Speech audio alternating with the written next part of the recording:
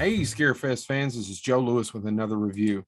This week, we're going to talk about Candyman, the new one from 2021. I finally got to watch it. It's directed by Nia DaCosta and written by Jordan Peele, Wynn Rosenfeld, Nia DaCosta. It's called Candyman, but it really should be called like Candyman 4. I think there's three Candymans. It is a sequel to Candyman. I don't think that's given a lot away. You figure it out in the first few minutes. Did I like it? Did I not like it? So to give you that answer, we kind of have to delve in a little bit into how I feel about the first one from 91, 92, directed by Bernard Rose. It's okay. I love Tony Todd. I love the character of Candyman. I like Virginia Madsen in it, actually. But it's not one of my favorite things. For some odd reason, never really got to me. I don't find it scary. I just like Tony Todd and I like the character. But for the movie's lackluster. Oddly enough, that's kind of how I feel about this one. The only difference being is that I think this one's really well made. I love the visuals in it. I love the animation that they do to save on the budget of showing different people and how they've suffered, basically different African Americans throughout history. And it's an interesting take. It's a morality tale, and it's about, do people need a boogeyman? Do people need a bad guy out there somewhere, out there in the darkness? Do they need that? Do they need something to look to and say, don't worry, the boogeyman will take care of them? Same kind of thing for me when I hear people like, Jesus, yeah, they'll get their comeuppance, or oh, what goes around comes around. It kind of makes you feel better about how you've been wronged. Something's going to be done to you, or something's been done to you.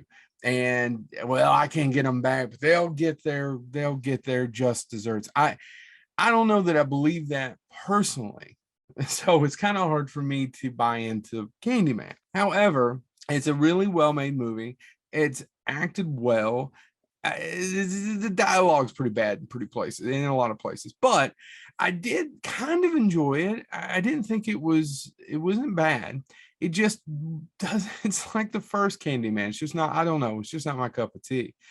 I love that, once again, I love the character of Candyman. I love what they're trying to do of saying that there could be multiple Candymans and giving instances where different people have been hurt and injustice has been caused to cause these things. I don't know. The movie just didn't speak to me, but I enjoyed it enough to that I got into it. And I like some of the kill scenes. It's not overly graphic, but the way that they do it, it's hard to talk about a lot of it without giving too much of it away. I can't talk about who's the Candyman. I can't talk about who comes back. I can't talk about any of that. But what I can say is, if you're a fan of the original, this movie is a sequel. It's a sequel. And it's a sequel in the sense of the Evil Dead remake's a sequel. Only this one's a little bit more direct of a sequel. I enjoyed it.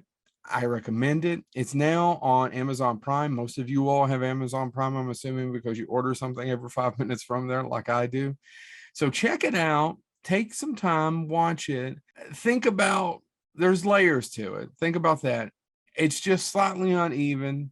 There's a character who tells our lead character about different things, and then there's a little thing at the end where there's a switch, and it just doesn't quite work. Just a little bit of a jump. Did I like it? Yeah. I liked it better than I thought I would, which is a compliment.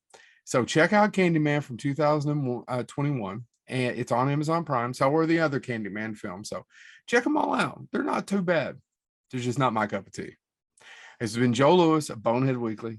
Thank you.